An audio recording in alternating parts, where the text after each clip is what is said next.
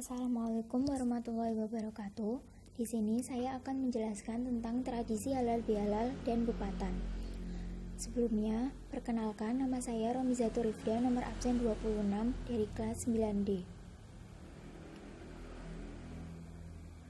Pertama, saya akan menjelaskan tentang tradisi halal bihalal, kemudian kupatan, dan yang terakhir adalah simpulan. 1. Tradisi halal bihalal, tujuan, istilah, dan asal-usul. Istilah halal bihalal.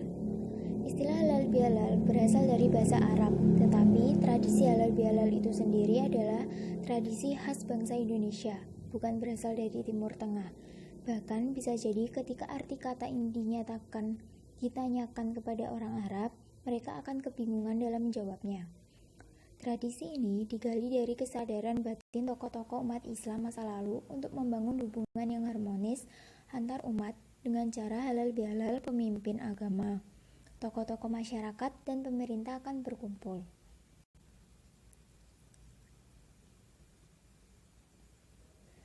Halal bihalal dilakukan pada bulan Syawal. Setelah umat Islam selesai puasa Ramadan sebelum penuh, maka dosa-dosanya telah diampuni oleh Allah. Namun, dosa kepada sesama manusia belum akan diampuni Allah jika belum mendapat kehalalan atau dimaafkan oleh orang tersebut. Oleh karena itu, tradisi halal bihalal dilakukan dalam rangka saling memaafkan atas dosa dan kesalahan yang pernah dilakukan agar kembali kepada fitrah atau kesucian. Tradisi ini erat kaitannya dengan perayaan Idul Fitri. Asal-usul halal bihalal. Istilah ini ternyata memiliki kisah sejarah yang menarik.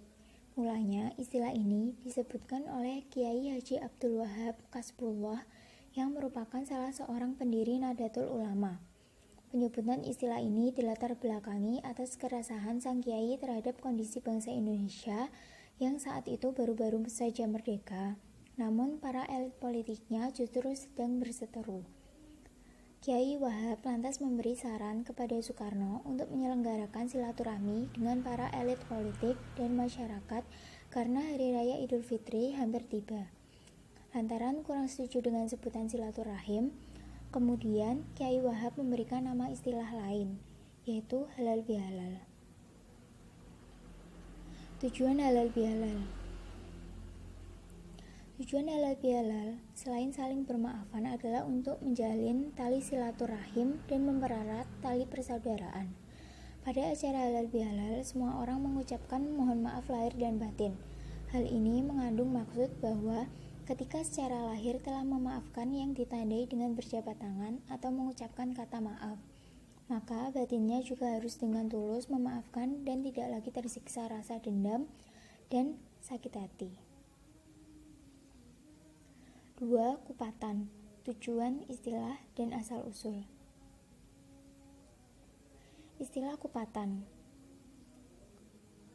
Dari sisi bahasa, kupatan kiranya berasal dari kata kafatan yang memperoleh perubahan bunyi dalam ucapan Jawa menjadi kupatan, sama dengan kata barokah menjadi berkat atau salama menjadi selamat.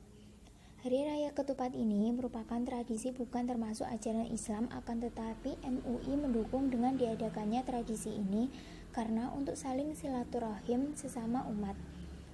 Maka secara beristilah dapat dinyatakan bahwa kupatan adalah simbolis dari berakhirnya bulan puasa dan menandai terhadap kesempurnaan atau kafatan di dalam kehidupan individu dan masyarakat.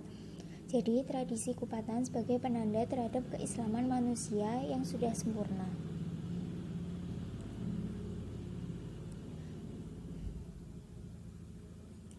Di Pulau Jawa, bahkan sudah berkembang ke daerah-daerah lain terdapat tradisi kupatan. Tradisi membuat kupat ini biasanya dilakukan seminggu setelah Hari Raya Idul Fitri.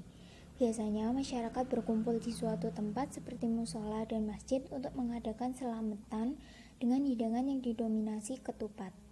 Kupat merupakan makanan yang terbuat dari beras dan dibungkus anyaman dan janur kuning. Sampai saat ini ketupat menjadi maskot Hari Raya Idul Fitri. Tujuan kupatan. Kupat harus diberikan kepada orang lain sebagai bentuk interaksi sosial bermakna saling memaafkan. Hal ini tercermin pada perayaan Bada Kupat, di mana masyarakat membawa kupat, lontong, dan ubah rampenya ke musola atau masjid, kemudian memakannya bersama-sama. Dengan catatan, seseorang tidak boleh memakan kupat bawaannya sendiri. Di sebagian daerah, ubah rampe yang biasa menyertai kupat ini adalah lepet, kue acem, yang semuanya menyimbolkan pada ungkapan pengakuan salah dan permohonan maaf. Asal-usul kupatan. Seorang budayawan yang bernama Zautrow Al-Ngatawi menegaskan bahwa tradisi ini merupakan bentuk dari sublimasi dari ajaran Islam dalam tradisi masyarakat Nusantara. Hal ini merupakan cara Wali Songo untuk mengenalkan ajaran Islam mengenai cara bersyukur pada Allah Subhanahu wa Ta'ala, bersedekah, dan saling menjalani silaturahmi. Oleh para Wali Songo, tradisi membuat kupat itu dijadikan media untuk menyebarkan syiar agama. Dalam tradisi tersebut diadakan upacara yang perlengkapannya menggunakan ketan, kolak, apem yang diberi wadah pisang yang dibentuk sedemikian rupa yang disebut akir.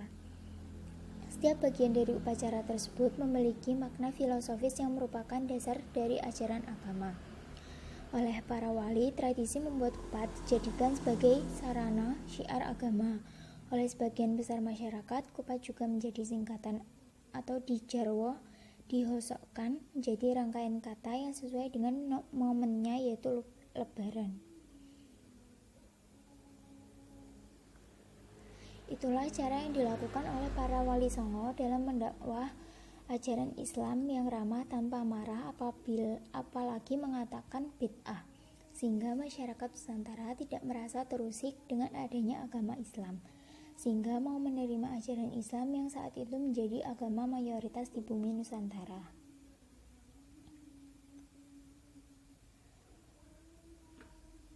Terima kasih, sekian yang dapat saya sampaikan. Apabila ada kesalahan mohon dimaafkan. Wassalamualaikum warahmatullahi wabarakatuh.